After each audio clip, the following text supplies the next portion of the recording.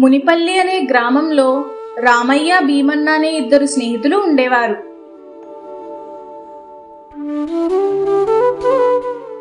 రామయ్య బొత్తుగా అమాయకుడు, కల్లా కపటం తెలియనివాడైనప్పటికీ తండ్రి ఆస్తులు పుష్కలంగా ఉన్నాయి. అందువల్ల అదే ఊరిలో ఉంటున్న రాధకిచ్చి వివాహం జరిపిస్తారు. రాధ చాలా తెలివైన పిల్ల. రామయ్య పెళ్లి చేసుకుని భార్యతో సంతోషంగా జీవనం సాగించేవాడు. భీమన్న అలాంటివాడు కాదు. అతను కేవలం యుక్తి చేత డబ్బులు సంపాదిస్తూ, అందరితోనూ తీయగా మాట్లాడుతూ, ఇతరులకు ఏమాత్రం బాధనిపించకుండానే వారి డబ్బులు కాజేస్తూ ఉపాయంగా జీవనం సాగిస్తూ ఉండేవాడు. భీమన్న రామయ్య లాంటి డబ్బున్న వారితోనే స్నేహం చేసేవాడు. ఒకరోజు, యారా రామయ్య, అసలు కనిపించడం లేదేంటి? నువ్వు కనిపించట్లేదని నిన్న మీ ఇంటికి వద్దామనుకున్నాను. నువ్వు ఉంటావో ఉండవో అని రాలేదు. ఏ ఊర్లో లేవా ఏమిటి?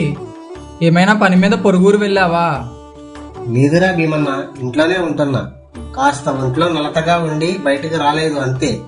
ఊరు వెళితే నీకు చెప్పకుండా వెళదానా ఏమిటి? ఇంతకీ ఏమిటి, నాతో పని ఏమైనా పడిందా? అబ్బే ఏం పని లేదురా. మామూలుగానే అడిగాను కనిపించట్లేదేంటా అని, అంతే. సర్లే పద, దారిలోనే కదా మా ఇల్లు. కాస్త కాఫీ తాగి వెళ్దువు గాని. సర్లేరా పద. మీ ఇంటికొచ్చి కాఫీ తాగినట్లు ఉంటుంది, అలాగే మా చెల్లమ్మని చూసినట్లు ఉంటుంది. అలా వాళ్ళిద్దరూ మాట్లాడుకుంటూ రామయ్య ఇంటికి వెళ్తారు. రాధా, రాధా, ఎక్కడున్నావు? ఒక్కసారి బయటికి రా. వస్తున్నానండి అంటూ రాధ ఇంట్లో నుంచి బయటకు వస్తుంది. చెప్పండి, పిలిచారే? ఏమీ లేదు, నా మిత్రుడు భీమన్న వచ్చాడు. కాస్త కాఫీ పట్టుకు వస్తావు అని పిలిచాను అంతే. వెళ్ళి కాఫీ పట్టుకునిరా. సరేనండి. రాధ లోపలికి వెళ్లి వాళ్ళిద్దరికీ కాఫీ తీసుకువచ్చి ఇస్తుంది. అలా కొంతసేపటికి భీమన్న ఇంటికి బయలుదేరతాడు. రాధ రామయ్యతో, మీకెక్కడ తగిలాడండి భీమన్నా?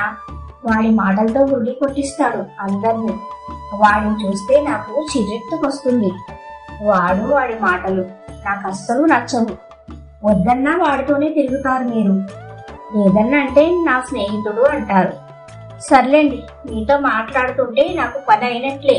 నాకు లోపల చాలా పనులున్నాయి. రాధ భీమన్నను తిట్టుకుంటూనే ఉండేది. రామయ్య అవేమీ పట్టించుకునేవాడే కాదు.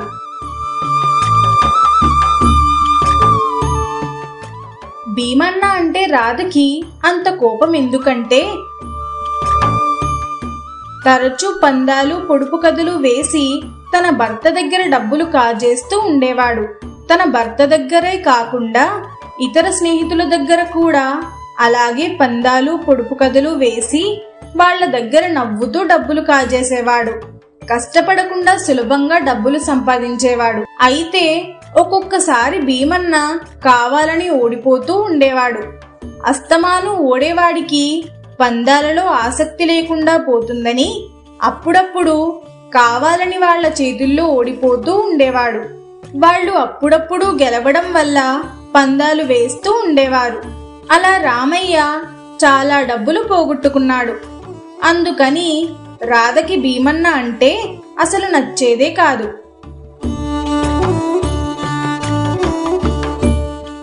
అలా కొన్ని రోజుల తరువాత భీమన్న తన భార్యతో, రోజు ఇలా చిన్న చిన్న పందాలు వేసి ఎప్పటికి మనం ఆస్తి సంపాదించుకుంటాం?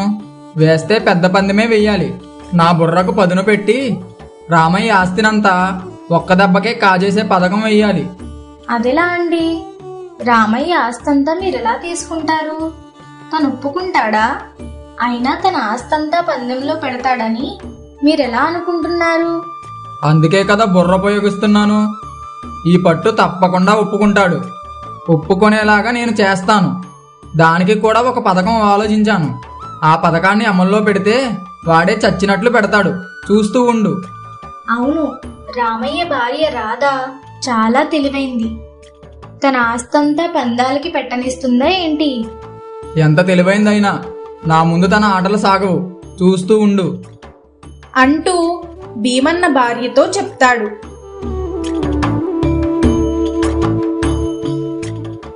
అలా కొన్ని రోజులు గడుస్తూ ఉంటాయి. ఒకరోజు భీమన్న తన పథకాన్ని అమలు చేయాలని నిర్ణయించుకుంటాడు. ఏమీ ఎరగని వాడిలాగా మిగతా స్నేహితుల దగ్గరకు వెళ్ళి వాళ్లతో నవ్వుతూ మాట్లాడుతూ రామయ్య ఇంటికి వెళ్దామని అంటాడు. భీమన్న వాళ్ళందరినీ తీసుకుని రామయ్య ఇంటికి వెళ్తాడు.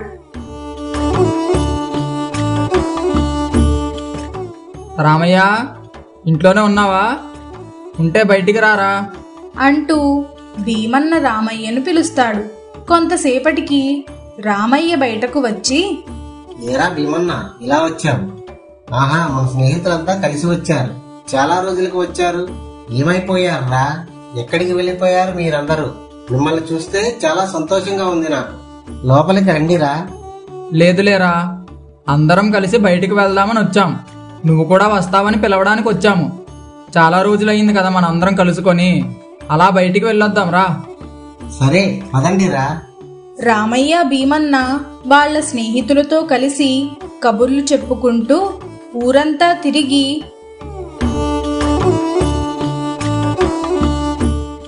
ఒక చెట్టు దగ్గర అందరూ కలిసి కూర్చుని మాట్లాడుకుంటూ ఉంటారు. మాటల మధ్యలో భీమన్న తన పథకాన్ని అమలు చేయాలని నిర్ణయించుకుని ఇలా అంటాడు. ఒరే, ఎన్నాళ్ళయిందిరా మనందరం ఇలా కలిసి కబుర్లు చెప్పుకొని? చాలా కాలం అయ్యింది. ఇవాళ నాకు చాలా ఆనందంగా ఉందిరా. మనం భలే వేళాకోళాలు ఆడుకునేవాళ్ళం. అలాగే చిన్న చిన్న పందాలు కూడా వేసుకునేవాళ్ళం. అవన్నీ గుర్తొస్తే భలే సంతోషంగా ఉంటుంది. ఒరే, ఈరోజు మనందరం కలిసిన సందర్భంగా ఇప్పుడు ఒక పందెం వేసుకుందామా? అలాగేరా, ఏ పందెం వేసుకుంటారు? ఒరే, ఈ పట్టు పందెం చిన్నపిల్లల్లా కాకుండా పెద్ద పందెమే వేసుకుందాం. నేను నా ముందు పందెం రామయ్యతోనే వేస్తాను. ఎందుకంటే వాడు నా చిన్నప్పుడు స్నేహితుడు కాబట్టి. యారా రామయ్య, వేస్తావా వెయ్యవా? ఏ, నాతో పందెం ఓడిపోతావని భయమా? భయమైతే మానేయ్, ఇంకా ఉన్నారు కదా మిగతా వాళ్ళు అంటూ భీమన్న అడగగా రామయ్య తన స్నేహితులందరి ముందు చులకనైపోతానని సరే అని చెప్తాడు. సరే భీమన్న. సరే అయితే. ఒరే రామయ్య, నేను ఒక ప్రశ్న వేస్తాను. ఆ ప్రశ్నకు నువ్వు సమాధానం చెప్పినట్లయితే నా ఆస్తి మొత్తం నువ్వే తీసుకో. ఒకవేళ నువ్వు గనక చెప్పలేకపోయినట్లయితే నీ ఆస్తి మొత్తం నాకు ఇచ్చేయాలి. ఈ పందానికి సాక్షులు మన మిత్రులే. భీమన్న, నువ్వొక్కడివే ప్రశ్న వేసే అవకాశం ఉండడం అన్యాయం. రామయ్యకు కూడా ప్రశ్న వేసే అవకాశం ఇవ్వాలి, తెలిసిందా? నేను ప్రశ్న వేశాక ఓడడమో గెలవడమో జరిగాక రామయ్య కూడా నన్ను ప్రశ్న వేసి ఓడించవచ్చు. అలాగే నా మీద గెలవచ్చు. నాకేం అభ్యంతరం లేదు. భీమన్న అలా అనడంతో పందెం మొదలు పెడతారు. ముందు భీమన్న తన ప్రశ్న అడుగుతాడు. వరి పంటకు భూమిని లోతుగా దున్నాలా లేదా వెడల్పుగా దున్నాలా? చెప్పురా రామయ్య, సులువైనదే. రామయ్యకు పొలం పనుల గురించి తెలీదు. వరి పంటలు వాటిని దున్నటాలు గురించి బొత్తిగా తెలియని రామయ్య సమాధానం ఎలా చెప్తాడు? లోతుగానే దున్నాలి. నీ సమాధానం తప్పు. వెడల్పుగా దున్నాలి. కావాలంటే ఏ రైతునైనా అడుగు, చెప్తారు. వాళ్ళ స్నేహితులు కూడా రామయ్య చెప్పిన సమాధానం తప్పని ఒప్పుకుంటారు. ఒరే రామయ్య, భీమన్న చెప్పిన సమాధానం సరైనదే. నీ ఆస్తంతా భీమన్న గెలుచుకున్నాడు. అన్నమాట ప్రకారం నీ ఆస్తంతా భీమన్నకి ఇవ్వాలి. అలాగే నువ్వు కూడా భీమన్నకు ఒక ప్రశ్న వెయ్యి అని స్నేహితులు రామయ్యకు చెప్పగా రామయ్య, తమలపాకు చెట్టుకు కాస్తుందా తీగకు కాస్తుందా చెప్పు అని రామయ్య ప్రశ్న అడగగానే భీమన్న బుద్ధిపూర్వకంగా ఓడిపోవాలని నిశ్చయించుకుంటాడు. ఓడిపోకపోతే తన మోసం చేశాడని అనుకుంటారని మనసులో అనుకుని ఇలా సమాధానం చెప్తాడు. తమలపాకు చెట్టుకే కాస్తుంది. కాదు, నువ్వు తప్పు చెప్పావు. తీగకే కాస్తుంది తమలపాకు. కావాలంటే తమలపాకు తోటలోకి వెళ్ళి చూద్దాం పద. అవును, తమలపాకు తీగకే కాస్తుంది. రామయ్య చెప్పింది నిజం. భీమన్న కూడా ఓడిపోయాడు.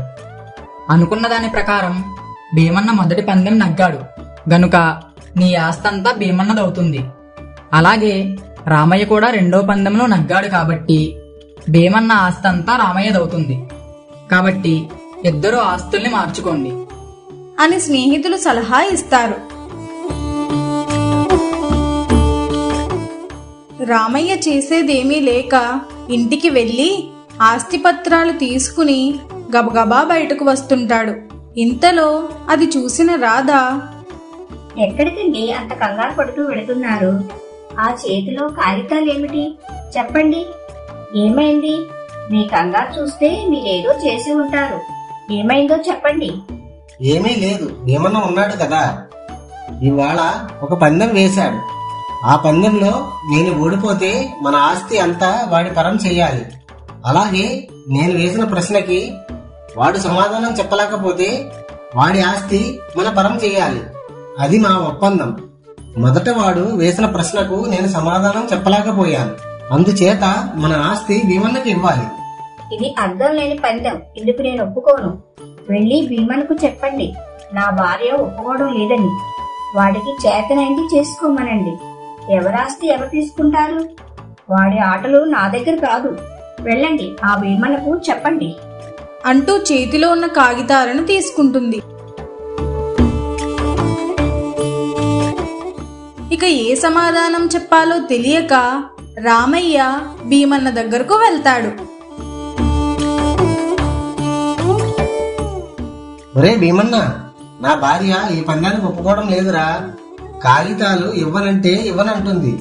ఈ పందెం చల్లని పందెం అని కూడా అందిరా. నేను గెలుచుకున్న ఆస్తి నాకెలా రాదో నేను చూస్తానురా. నేనేమైనా వెర్రిబాగుల వాడిని అనుకుంటున్నావా? మీ భార్య ఆ కాగితాలు ఎలా ఇవ్వదో నేను చూస్తాను. ఇచ్చారా మంచిగా రాసి ఆ కాగితాలు నాకు అప్పచెప్పండి. అలా రాయించకపోతే నేను న్యాయస్థానానికి వెళ్ళి ఆస్తిని రాబట్టుకుంటాను. నువ్వు పందెంలో ఓడినట్లు ఇక్కడున్న వారందరూ సాక్ష్యం ఉన్నారు, తెలిసిందా? అని భీమన్న రామయ్యను బెదిరిస్తాడు. ఇక చేసేదేమీ లేక రామయ్య ఇంటికి వెళ్ళి జరిగిందంతా రాధకు వివరిస్తాడు. వెళ్ళనివ్వండి, ఏ న్యాయస్థానానికి వెళతాడో వెళ్ళనివ్వండి. నేను చూస్తాను వాడి సంగతి. వాడికే నేటి నోరు ఉంది, మనకి తెలివితేటలు ఉన్నాయి. మొదటి నుంచి చెప్తూనే ఉన్నాను వాడు మంచివాడు కాదు అని. మీరు విన్నారా? సరే, జరిగిందేదో జరిగిపోయింది. రేపు న్యాయస్థానానికి వెళతానంటున్నాడు కదా, వెళ్ళనివ్వండి. అదే న్యాయస్థానానికి మనం కూడా వెళదాం. రాధ రామయ్యకు ధైర్యం చెప్తుంది.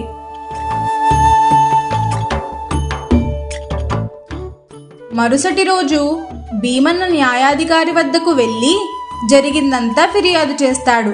న్యాయాధికారి అంతా విని రేపు తీర్పు చెప్తానని భీమన్నను పంపించేస్తాడు. మరుసటి రోజున రామయ్యకు కబురు పెడతారు. రామయ్య రాధ న్యాయాధికారి దగ్గరకు వెళ్తారు. రాధ జరిగిందంతా న్యాయాధికారికి వివరిస్తుంది. న్యాయాధికారి రాధ మాటలు విని రాధని రామయ్యని రేపు రమ్మని చెప్పి పంపించేస్తాడు. మరుసటి రోజు ఇరుపక్షాల వారు న్యాయాధికారి ఎదుట హాజరవుతారు. న్యాయాధికారి వాళ్లతో, భీమన్న, నువ్వు న్యాయం కోసం నా దగ్గరికి వచ్చావు. నీకు న్యాయమే కావాలి కదా, లేకపోతే ఈ ఫిర్యాదుని ఉపసంహరించుకుంటావా చెప్పు. నాకు న్యాయమే కావాలి, అందుకే తమరి వద్దకు వచ్చాను. మీరు న్యాయం చేస్తారని నా ఫిర్యాదు ఉపసంహరించుకునే ప్రసక్తే లేదు. తమరే నాకు న్యాయం చెయ్యాలి. సరే భీమన్న, నువ్వు అంతగా అడుగుతున్నావు కనుక జరిగిందంతా వివరంగా చెప్పు. నీ స్నేహితులందరూ ఉన్నారు కదా, అబద్ధం చెప్పకుండా నిజం చెప్పాలి నువ్వు. అప్పుడే నేను న్యాయం చేయగలను అని న్యాయాధికారి అడగగానే భీమన్న జరిగిందంతా అబద్ధం లేకుండా చెప్తాడు. న్యాయాధికారి వాళ్ళ స్నేహితులను కూడా అడుగుతాడు. వాళ్ళందరూ కూడా భీమన్న చెప్పింది నిజమేనని చెప్తారు. ఏ రామయ్య, ఇదేనా జరిగింది చెప్పు. భీమన్న ఏమన్నా అబద్ధం చెప్పాడా? అవునండి, భీమన్న చెప్పింది నిజమే. అయితే నువ్వు మొదటి పందెం ఓడినందుకు నీ ఆస్తినంతా భీమన్నకు రాసి ఇవ్వాల్సిందే. కాగితం తీసుకునిరా. అని న్యాయాధికారి చెప్పడంతో చేసేదేమీ లేక రామయ్య తన ఆస్తినంతా భీమన్నకు రాసేసి ఆ కాగితాలు న్యాయాధికారికి అందజేస్తాడు. న్యాయాధికారి ఆ కాగితాలు తీసుకుని భీమన్నకు ఇస్తాడు. భీమన్న, ఈ పత్రాల్లో అన్నీ సరిగ్గా ఉన్నాయో లేదో చూసుకో. అన్నీ సరిగ్గానే ఉన్నాయ్యా. తమరు నాకు న్యాయం చేశారు. మీ మేలు ఎప్పటికీ మర్చిపోను. రెండో పందెంలో నువ్వు ఓడినందుకు నీ ఆస్తినంతా రామయ్యకి రాసి ఇస్తున్నట్లు పత్రం రాసి రామయ్యకి ఇవ్వు. ఆ పత్రం నా దగ్గర సిద్ధంగానే ఉన్నది. భీమన్న తన దగ్గర ఉన్న పత్రాలన్నీ న్యాయాధికారికి ఇస్తాడు. న్యాయాధికారి ఆ పత్రాలన్నీ తీసుకుని మొత్తం అంతా చదివి ఇలా అంటాడు. భీమన్న, నువ్వు ఇచ్చిన ఈ పత్రం చెల్లదు. ఎందుకంటే ఈ పత్రంలో నీకు ఒక చిన్న ఇల్లు మాత్రమే ఉన్నట్లు రాసి ఉంది. ఇదేనా నీ ఆస్తి చెప్పు? అవును ప్రభు, అంతే ఉంది. ఆ చిన్న ఇల్లు తప్ప నాకు ఇంకేమీ లేవు. లేదు, నువ్వు అబద్ధం చెప్తున్నావు. లేదు ప్రభు, నేను నిజమే చెప్తున్నాను. మొదటి పందెంలో రామయ్య ఆస్తినంతా నువ్వు గెలుచుకున్నావు కదా, అప్పుడు ఆ ఆస్తి అంతా నీదే కదా. రామయ్య రెండో పందెం వేసేటప్పటికి నువ్వు రామయ్య ఆస్తిని గెలుచుకుని ఉన్నావు. అంటే ఆస్తి అంతా నీదే. రామయ్య రెండో పందెంలో గెలిచాడు, నువ్వు ఓడావు. అందువల్ల నీ ఆస్తి అంతా రామయ్యకే చెందాలి. దాని వివరాలన్నీ పత్రంలో రాయటం శ్రమ అనుకున్నట్లయితే ఇందాక రామయ్య నీకు ఇచ్చిన పత్రం తిరిగి రామయ్యకు ఇచ్చేయవచ్చు. మీరు వేసుకున్న పందాల ఫలితంగా రామయ్య ఆస్తి నీకు చిల్లి గవ్వ కూడా రాదు. నీకు ఉన్న ఇల్లు కూడా రామయ్యదే అవుతుంది. న్యాయం కావాలి అన్నావు గనుక న్యాయం చెప్పాను అని న్యాయాధికారి అనగానే భీమన్నకు నోటి మాట రాలేదు. వాళ్ళ స్నేహితులు కూడా న్యాయాధికారి చెప్పిన మాటలు నిజమేనని మారు మాట్లాడకుండా అలా నిలబడిపోయి ఉంటారు.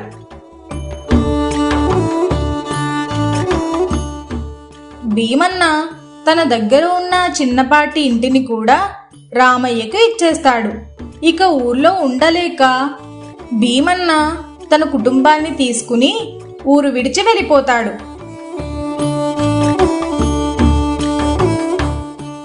మా వీడియో గనుక మీకు నచ్చినట్లయితే లైక్ చేయండి, షేర్ చేయండి, కామెంట్ చేయండి. మరిన్ని మంచి కథల కోసం మా ఛానల్ని సబ్స్క్రైబ్ చేసుకోండి.